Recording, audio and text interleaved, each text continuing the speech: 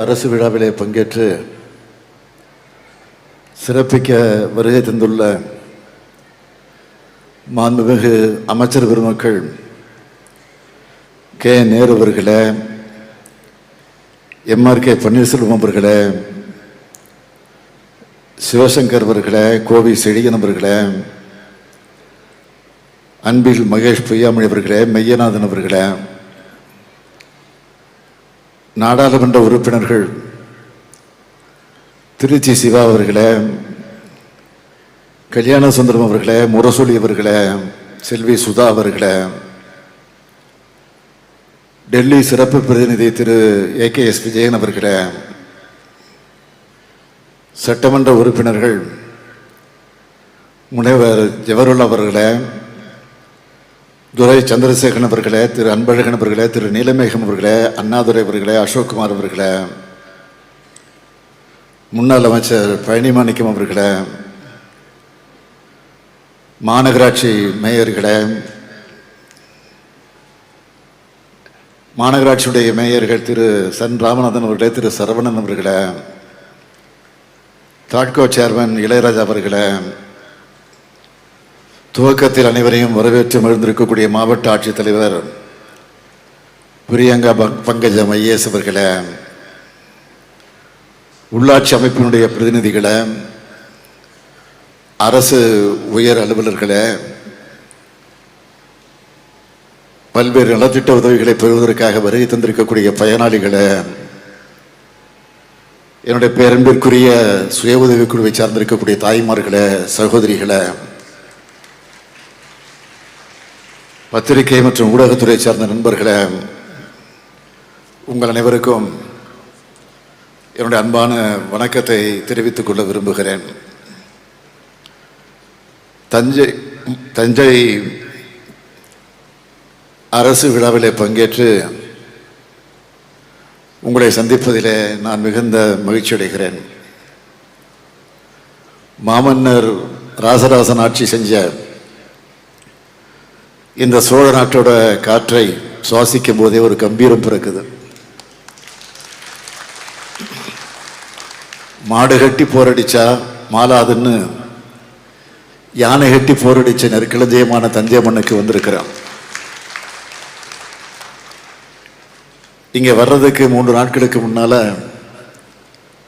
மேட்டூர் அணையை குறித்த தேதியில திறந்து வச்சுட்டு நேற்று மாமன்னன் கரிகாலன் கட்டிய கல்லணையிலையும் திறந்து இருக்கிறான். இப்படி மேட்டூர் அணையும் கல்லணையும் குறித்த நேரத்தில் நேரில் வந்து திறந்து வைக்கிற முதலமைச்சர் நான் தான் முதல் முதலமைச்சராக பெருமைப்படுகிறேன். இதை இங்கே இருக்கக்கூடிய உழவர்கள் எல்லாம் அந்த பெருமக்கள் எல்லாம் மகிழ்ச்சியோடு சொன்னாங்க. இப்போ அவங்க மகிழ்ச்சியை இன்னும் அதிகரிக்க முதல்ல முக்கியமான அறிவிப்பை இங்கே வெளியிட விரும்புகிறேன். 2021-22 ஆண்டு முதல் டெல்டா மாவட்டங்களுக்கு குறுவை தொகுப்பு திட்டம் 276 கோடியே 84 லட்சம் ரூபாய் நிதி ஒதுக்கீட்டில் செயல்படுத்தப்பட்டு வருது. அதுபோலவே இந்த ஆண்டும் டெல்டா மாவட்டங்களுக்காக சிறப்பு தொகுப்பு திட்டத்துக்கு 82 கோடியே 77 லட்சம் ரூபாய் நிதி ஒதுக்கீடு செய்யப்படுகிறது. அது மட்டுமல்ல,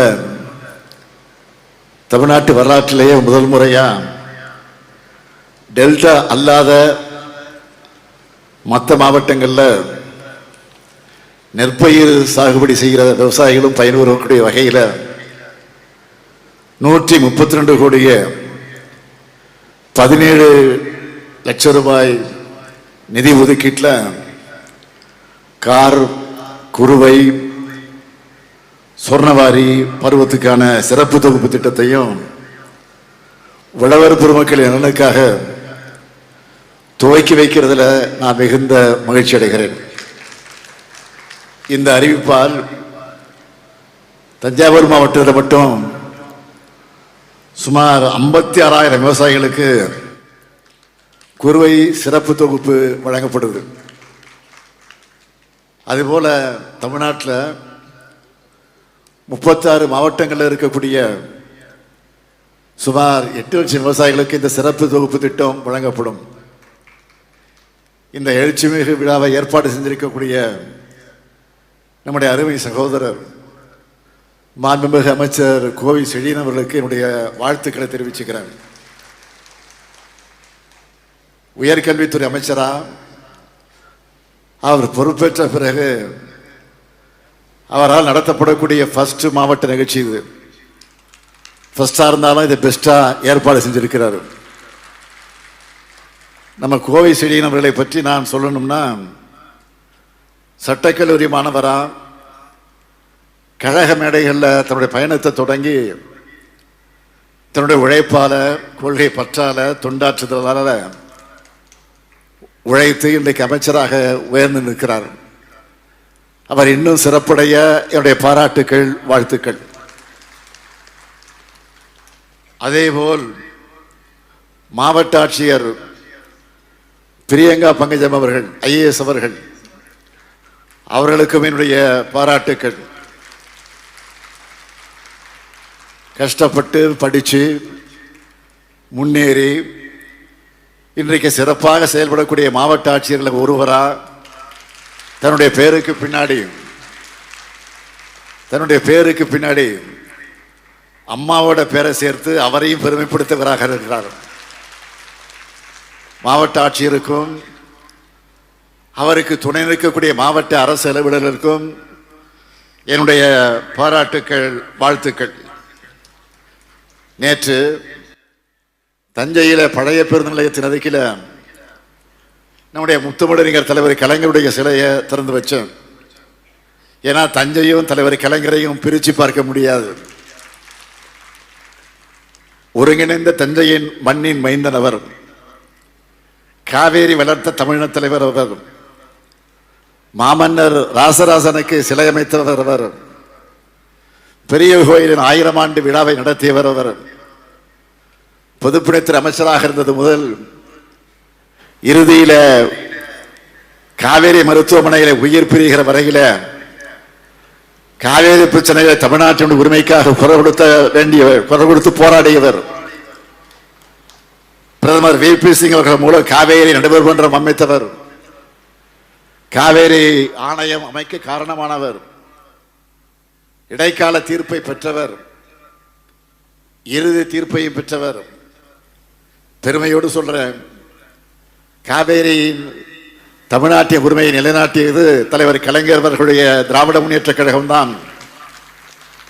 அந்த வரிசையில் தான் தலைவர் கலைஞருடைய தலைமை தொண்டனாக நானும் டெல்டாக்கார் என்ற உணர்வோடு இன்றைக்கு இங்கே வந்திருக்கிறேன். இந்த நிகழ்ச்சியில 325 கோடிய 96 லட்சம் ரூபாய் மதிப்பிலான 2461 முடிவுற்ற பணிகளை திறந்து வச்சு 309 கோடி 48 லட்சம் ரூபாய் மதிப்பிலான 4127 புதிய பணிகளுக்கு அடிக்கல் நாட்டி இருக்கிறேன். அது மட்டுமல்ல, 2,25,383 பேருக்கு 558 கோடிய 43 லட்சம் ரூபாய் மதிப்பிலான நலத்திட்ட உதவிகளை இந்த விழாவில வழங்க இருக்கிறேன். கிட்டத்தட்ட 1000 கோடி ரூபாய்க்கு மேலான திட்டங்கள், உதவிகள் இந்த விழாவின் மூலமாக நடைபெறவிருக்கிறது. இந்த நேரத்தில் காவேரியில் செழிக்கும் தஞ்சை மாவட்டத்திற்கு நம்முடைய திராவிட மாடல் ஆட்சியில் செய்யப்பட்டிருக்கக்கூடிய திட்டங்கள்ல சில முக்கியமானவற்றை மட்டும் நான் சுருக்கமாக சொல்ல விரும்புகிறேன். ஒரத்தநாடு வட்டம் பஞ்சநதி கோட்டை கிராமத்தில் நாள் ஒன்றுக்கு 5000 மூட்டை நெல் கொள்முதல் செய்கிற அதி திறன் கொண்ட மெகா நேரடி கொள்முதல் நிலையத்தை அறிவிச்சோம். இப்போ அது செயல்பாட்டில் இருக்கு. அதே மாதிரி 2022 அறிவிக்கப்பட்டு 2024 70 கோடி ரூபாய் மதிப்பீட்டில் மினி டைடில் பார்க்க தஞ்சாவூர்ல திறந்தாச்சு.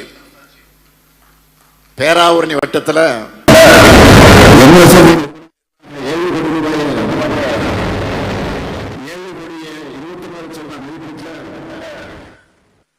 பொது வசதியாக்கல் மையம் திறந்திருக்கிறோம். கும்பகோணம் மன்னார்குடி சாலை பணிகள் 99 விழுக்காடு முடிஞ்சிருக்கு. கும்பகோணம் சீர்காழி சாலை பணிகளும் 98 விழுக்காடு முடிஞ்சிருக்கு. இதோட தொடர்ச்சியா நடந்துட்டு இருக்கக்கூடிய பழைய பணிகளை பற்றி நான் சொல்லணும்னா, நீங்க பாடுபட்டு விளைவிக்கிற ஒரு நெல்மணி கூட வீணாக கூடாதுன்னு ஒரத்தநாடு வட்ட நடுவூர்ல 170 கோடி ரூபாய் மதிப்பீட்டில் 54 ஏக்கர் பரப்பளவில் 1 லட்சம் மெட்ரிக் டன் கொள்ளளவு கொண்ட புதிய சேமிப்பு கிடங்கு அமையவிருக்கு. பூதலூர் வட்டம் செங்கிப்பட்டி பாளையப்பட்டி தெற்கு கிராமத்தில் 256 ஏக்கர் பரப்பளவிலையும், பட்டுக்கோட்டை ராஜமட கிராமத்தில் 113 ஏக்கர் பரப்பளவிலையும் சிப்கா தொழிற்பேட்டை அமையவிருக்கு. பட்டுக்கோட்டை வட்டம் மனோரா கிராமத்தில் 40 கோடி ரூபாய் மதிப்பீட்டில் பன்னாட்டு கடற்பசு பாதுகாப்பு மையம் அமைக்கப்படவிருக்கு. 53 கோடி ரூபாய் மதிப்பீட்டில் அதிநவீன பால் பதப்படுத்து நிலையம் அமைக்கப்படவிருக்கு. திருவையாறு புறவழிச்சாலை பணிகள் முழுமையாக முடிக்கப்பட்டு பயன்பாட்டுக்கு தயார் நிலையில் இருக்கு. பட்டுக்கோட்டை வட்டம் ஏரிப்புரை கீழத்தோட்டம் மீனவ கிராமங்களுக்கு 32 கோடி ரூபாய் செலவில் மீன் இறங்கு தளம் தடுப்பு சுவர் அமைக்கும் பணியை தொடங்க இருக்கிறோம். பட்டுக்கோட்டையில் புதிய பேருந்து நிலையம் 20 கோடி ரூபாய் மதிப்பீட்டில் கட்டப்பட்டு விரைவில் பயன்பாட்டுக்கு வரவிருக்கு. பட்டுக்கோட்டை பேராவூரணி பகுதியில் அதிகம் வாழக்கூடிய சீர்மரபினர் குடும்பங்களுக்கு அவர்களெல்லாம் கண்டறிஞ்சு அவங்களுடைய வாழ்வாதாரத்தை மேம்படுத்துகிற நோக்கத்தோடு சீர்மரபினர் வாரியத்தில் உறுப்பினராக சேர்க்கப்பட்டு அதன் மூலம் 11,000 குடும்பங்களுக்கு அடையாள அட்டை வழங்கப்பட்டு பல்வேறு நலத்திட்ட உதவிகள் வழங்குவதற்கு வழிவகை செய்யப்பட்டிருக்கு. இப்படி தஞ்சை மண்ணில் இருக்கிற ஒவ்வொரு குடும்பத்துக்கும் நம்ம திராவிட மாடல் அரசோட திட்டங்கள் போய் சேர இந்த திட்டங்களை செய்து கொண்டிருக்கிறோம். 2021 நான் முதலமைச்சரான பிறகு டிசம்பர் மாதம் தஞ்சை பகுதிக்கு நான் வந்தப்போ சரஸ்வதி மகாலை பார்வையிட்டு விட்டு தான் வந்தேன், ஆய்வு செஞ்சேன். அதன் பிறகு வரலாற்று சிறப்பு வாய்ந்த சரஸ்வதி மகா நூலகத்தை பார்வையிட்டு அது குறித்து ஆய்வு செஞ்சு அதில் பணியாற்றக்கூடிய ஊழியர்களின் ஊதியத்துக்காக தமிழ்நாடு அரசு ஆண்டுதோறும் 75 லட்சம் ரூபாய் மானியம் வழங்க ஆரம்பித்தோம். இந்த நிலையிலே தான் நம்முடைய மாண்புமிகு பள்ளிக்கல்வித்துறை அமைச்சர் தம்பி அன்பில் மகேஷ் பொய்யாமை அவர்களிடம் சரஸ்வதி மகாலுக்கு தேவைகள் என்ன அதை போய் பார்க்க சொல்லி இருந்தேன். அவரும் பார்த்துவிட்டு சில பரிந்துரைகளை என்னிடத்தில் வந்து கொடுத்தார். நேற்று மாவட்ட ஆட்சியரிடத்திலும் என்னென்ன தேவைகள் என்று இருக்குன்னு கேட்டேன். அவரும் சில கருத்துக்களை எடுத்து சொன்னார். அதோட அடிப்படையில் ஒரு அறிவிப்பு வெளியிட விரும்புகிறேன். இனி வரும் காலங்களில் ஏற்கனவே வழங்கப்பட்டு வரும் மானியத்தோடு சேர்த்து ஊழியர்களின் ஓய்வூதியம் மற்றும் நூலக கட்டட பராமரிப்பு செலவுகளை மேற்கொள்ள கூடுதல் மானியத்தை நம்முடைய தமிழ்நாடு அரசு வழங்கும். இந்த நூலகத்தில் பராமரிக்கப்பட்டு வரக்கூடிய அரிய ஓலைச்சுவடிகளை பாதுகாக்க தேவையான பணியாளர்களை வெளிமுக வாயிலாக நியமிக்கவும், அந்த ஓலைச்சுவடிகள் குறித்து இன்றைய தலைமுறையினர் தெரிஞ்சிக்கிற வகையில் தமிழ்நாடு திறன் மேம்பாட்டுக் கழகம் அதன் வாயிலாக கட்டணமில்லா பயிற்சிகள் வழங்கவும் நடவடிக்கை எடுக்கப்படும். மேலும் இந்த நூலகத்தோட பழுதடைந்த கட்டடங்களை பழமை மாறாமல் பாதுகாக்கிற வகையில் பொதுப்பணித்துறையின் மரபு சார்ப கட்டட அந்த பிரிவின் வாயிலாக 12 கோடி ரூபாய் 12 கோடி 50 லட்சம் ரூபாய் செலவில் அது சீரமைக்கப்படும். இந்த கூடுதல் மானியம் மற்றும் சீரமைப்பு பணிகள் சரஸ்வதி மகா நூலகத்தில் இருக்க அரிய சேமிப்புகளான கையெழுத்து பிரதிநிதிகள், ஓலைச்சுவடிகள் மற்ற நூல்கள் பாதுகாக்கப்படுவதை உறுதி செய்யும். இந்த அறிவிப்போடு இன்னும் 3 அறிவிப்புகளையும் நான் வெளியிட விரும்புகிறேன். முதல் அறிவிப்பு, தென்பெரம்பூர் அருகில் வெண்ணாறு மற்றும் வெட்டாறு பிரியக்கூடிய இடத்துல 42 கோடி ரூபாய் செலவில் புதிய பாலம் அமைக்கப்படும். இரண்டாவது அறிவிப்பு, ஈச்சங்கோட்டை முதல் வெட்டிக்காடு வர கல்லணை கால்வாய் சாலை 40 கோடி ரூபாய் செலவில் அகலப்படுத்தி மேம்படுத்தப்படும். பூதலூர் வட்டத்தில் இருக்கக்கூடிய உயர்கொண்டான் நீட்டிப்பு வாய்க்கால் மற்றும் மதகுகளை 15 கோடி ரூபாய் செலவில் புனரமைப்பு பணிகள் மேற்கொள்ளப்படும். நம்ம திராவிட மாடல் அரசில் தமிழ்நாட்டில் இருக்கக்கூடிய ஒவ்வொரு குடும்பத்துக்கும் பலனளிக்கக்கூடிய வகைகளை ஏராளமான முத்திரை திட்டங்களை நாம் செயல்படுத்திக்கிட்டு இருக்கிறோம். இதை பொத்தாம்பதுவா நான் சொல்லலை. தஞ்சை மாவட்டத்தில் மட்டும் நம்முடைய முத்திரை பதிக்கக்கூடிய திட்டங்களாக எத்தனை பேர் பயனடைந்திருக்கிறாங்க என்பதை புள்ளி விவரத்தோடு நான் சொல்லணும்னா, கலைஞர் மகளிர் உரிமை திட்டத்தில் 4,17,000 மகளிர் மாதந்தோறும் 1000 ரூபாய் பெற்றுக் கொண்டிருக்கிறார்கள். அதேபோல் புதுமை பெண் திட்டத்தில் 34,000 மாணவிகளுக்கு மாதந்தோறும் 1000 ரூபாய் வழங்குகிறோம். தமிழ் புதல்வர் திட்டத்தில் 13,000 மாணவர்களுக்கு மாதந்தோறும் 1000 ரூபாய் வழங்குகிறோம். முதலமைச்சரின் காலை உணவு திட்டத்தில் 62,000 மாணவ செல்வங்களை காலையில் பள்ளிகளில் சூடாகவும் சுவையாகவும் சாப்பிட வச்சு மனநிறைவு அடைந்து கொண்டிருக்கிறோம். உழவர் பெருமக்களுக்காக செயல்படுத்தப்படக்கூடிய கலைஞரின் அனைத்து கிராம வேளாண் வளர்ச்சி திட்டத்தில் 2,56,000 விவசாயிகள் பயனடைகிறாங்க. பயிர் காப்பு திட்டத்தில் 2,50,000 விவசாயிகள் பயனடைகிறாங்க. 7,000 விவசாயிகளின் இலவச மின் இணைப்பு கொடுத்திருக்கிறோம். முதல்வரின் முகவரி திட்டத்தால் 71,000 மனுக்களுக்கு தீர்வு கண்டிருக்கிறோம். தஞ்சாவூர் மாவட்டத்தில் மட்டும் 40,470 பட்டாக்கள் வழங்கப்பட்டிருக்கு. தமிழ்நாடு முழுசா இதுவரை மொத்தம் 14,45,000 பட்டாக்கள் வழங்கப்பட்டிருக்கு. இப்படி ஒவ்வொருத்தருடைய தேவைகளை கேட்டு கேட்டு அறிந்து அவங்களுக்கான திட்டங்களை நிறைவேற்றிட்டு இங்கே வந்திருக்கிறார். இந்த சாதனைகளை உங்களுடைய முகங்களில் காணக்கூடிய மகிழ்ச்சி மூலமாக நான் பார்க்கிறேன். மக்களான நீங்க எவ்வளவு மகிழ்ச்சியாக இருக்கு என்பது எனக்கு நீங்கள் கொடுக்கக்கூடிய வரவேற்பை இன்னைக்கு வெளிப்படுத்தி கொண்டிருக்கிறது. இதையெல்லாம் பார்த்து பொறுத்துக்க முடியாமல் தான் எதிர்கட்சி தலைவர் திரு பழனிசாமி அவர்கள் புலம்பிக் கொண்டிருக்கிறார். தன்னுடைய உட்கட்சி பிரச்சனையும் கூட்டணி பிரச்சனையும் மறைப்பதற்காக இன்றைக்கு அவர் அரசியல் அறிக்கை பண்ணிட்டு இருக்கிறார். அந்த அறிக்கையால் ஒழுங்கா செய்திகளை படித்து உண்மையான நிலவரம் தெரிஞ்சு வெளியிடுகிறாருன்னா அதுவும் கிடையாது. ஆட்சிக்கு வர்றதுக்கு முன்னாடி உங்கள் தொகுதியில் ஸ்டாலின்னு நான் உங்களை எல்லாம் சந்திச்சப்போ பெட்டிகளை வாங்கின மனுக்கள் என்ன ஆச்சு அப்படின்னு கேட்டிருக்கிறார். அரசு சார்பில் பத்திரிகை செய்தி பிரஸ் ரிலீஸ் கொடுக்கிறோம். அது உடனே டிவி நியூஸ்ல வருது, சோசியல் மீடியாவில் வருது, மறுநாள் எல்லா நியூஸ் பேப்பர்லையும் வருது. அப்பவும் செய்திகளை பார்க்க மாட்டேன் படிக்க மாட்டேன் அடம் பிடிச்சு இப்படி அரைவேக்காட்டுத்தனமா அறிக்கைகளை விட்டு கொண்டிருக்கிறார் நம்முடைய எடப்பாடி பழனிசாமி அவர்கள். அவருக்காக இல்லைனாலும் மக்களுக்கான உங்களுக்காக நான் பதில் சொல்ல வேண்டியது என்னுடைய கடமை. ஏன்னா நான் பணியாற்றுவது உங்களுக்காகத்தான். அதனால்தான் சுருக்கமாக சொல்லுகிறேன்.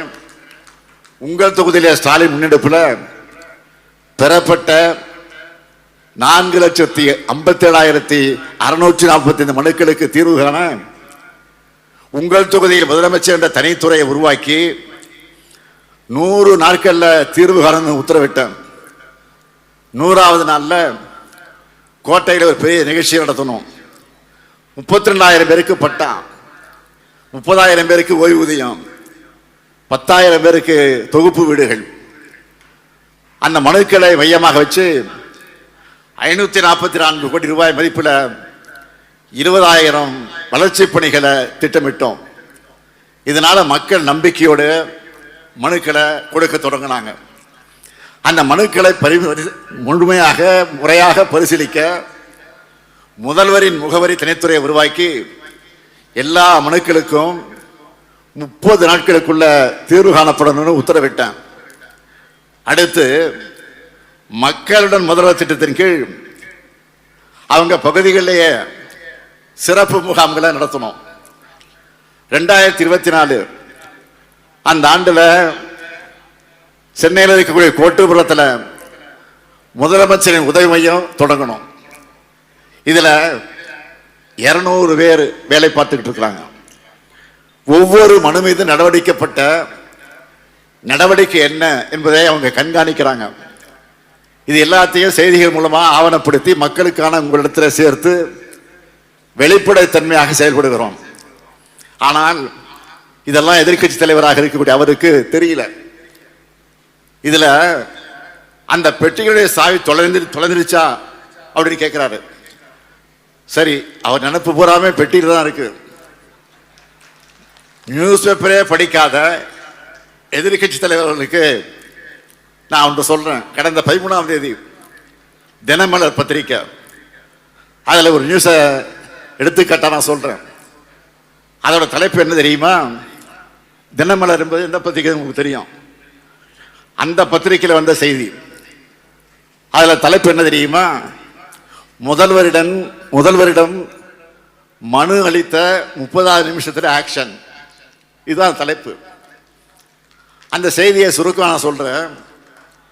கடந்த 11ஆம் தேதி மேட்டூர் அணையை திறந்து வைக்க நான் சேலம் போயிருந்தப்போ யாழ் மொழி என்ற 9ஆம் வகுப்பு மாணவி, அதேபோல் அனிருத்தன் என்ற 6ஆம் வகுப்பு மாணவன் என்னை சந்திச்சு தங்களுடைய பள்ளிக்கு, தாங்கள் படித்துக் கொண்டிருக்கக்கூடிய இந்த பள்ளிக்கு சுற்றுச்சுவர் கழிப்பறை கேட்டு மனு கொடுத்தாங்க. அதுக்கு பிறகு நடந்ததை பற்றி தினமலர் என்ன எழுதியிருக்காங்கன்னா, இரவு 8 மணிக்கு அந்த மாணவர்களை பார்த்ததும் வாகனத்தை நிறுத்திய முதல்வர் அவர்கள் அவர்களிடமிருந்து அந்த மனுக்களை பெற்றுக்கொண்டு நடவடிக்கை எடுப்பதாக உறுதியளித்து அவரது கன்னத்தை தட்டி வாழ்த்து தெரிவித்து சென்றார். இரவு 8:30 மணி முதல் 11:30 மணி வரை மாவட்ட முதன்மை கல்வி அலுவலகம், சேலம் பொதுப்பணித்துறை, பிடிஓ அலுவலகம் ஆகியவற்றிலிருந்து தலைமை ஆசிரியரிடம் பல்வேறு விவரங்களை, ஆவணங்களை பெற்றனர்.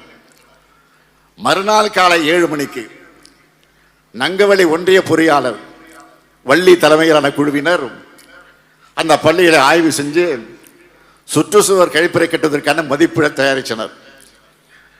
ஊரக வளர்ச்சி வாயிலாக சுற்றுச்சுவர் கழிப்பறை கட்டங்கள் கட்டித்தர நடவடிக்கை எடுக்கப்பட்டுள்ளது. முதலமைச்சரிடம் மனு கொடுத்த சிறிது நேரத்தில் அதிகாரிகள் நடவடிக்கை எடுத்ததால் பள்ளி மாணவர்கள், ஆசிரியர்கள் மகிழ்ச்சி அடைந்தனர்.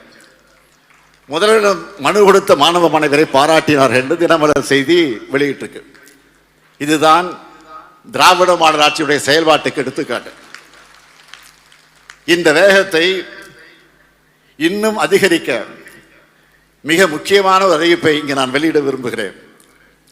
மக்களான உங்களுடைய குறைகளை தீர்க்க உங்கள் பகுதியிலேயே ஜூலை 15 தொடங்கி தமிழ்நாடு முழுக்க உங்களுடன் ஸ்டாலின் முகாம்கள் நடத்தப்படும். நகர பகுதிகளில் 3768 முகாம்கள், கிராம பகுதிகளில் 6232 முகாம்கள், மொத்தம் 10,000 முகாம்கள். இந்த உங்களுடன் ஸ்டாலின் முகாம்கள் எல்லாத்திலையும் மருத்துவ முகாம்கள் நடத்தப்படும்.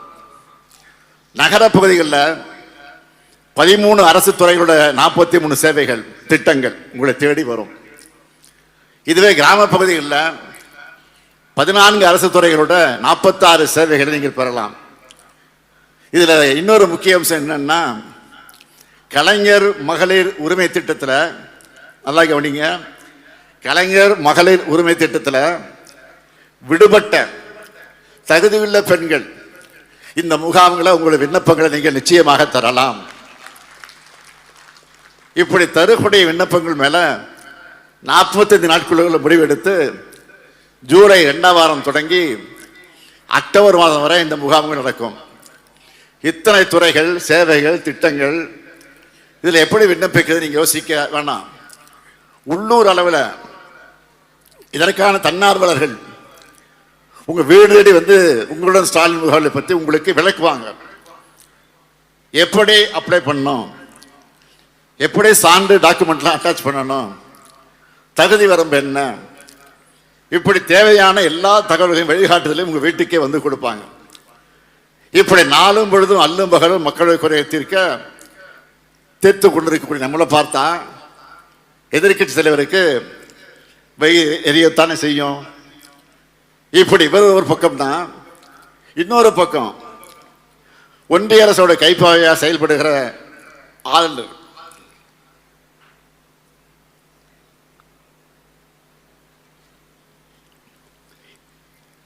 ஆளுநர் ஒரு பக்கத்தில் இதுவரை அவர் பண்ணதெல்லாம் உங்களுக்கு தெரியும். இப்போ லேட்டஸ்டாக ஒன்று சொல்கிறேன். இந்த தஞ்சை மாவட்டத்தில் ஒரு புதிய பல்கலைக்கழகம் அமைக்க அறிவிப்பு செஞ்சோம். அதன் பிறகு நானே தயங்கினாலும் அந்த பல்கலைக்கழகத்துக்கு கலைஞர் பெயர் தான் வைக்கப்படணும் அப்படின்னு சட்டமன்றத்தில் ஏதோ திமுக கட்சி உறுப்பினர் மட்டும் இல்லை, எல்லா கட்சியும் கட்சி வேறுபாடு இல்லாமல் எல்லோரும் இடத்துல வற்புறுத்தினாங்க.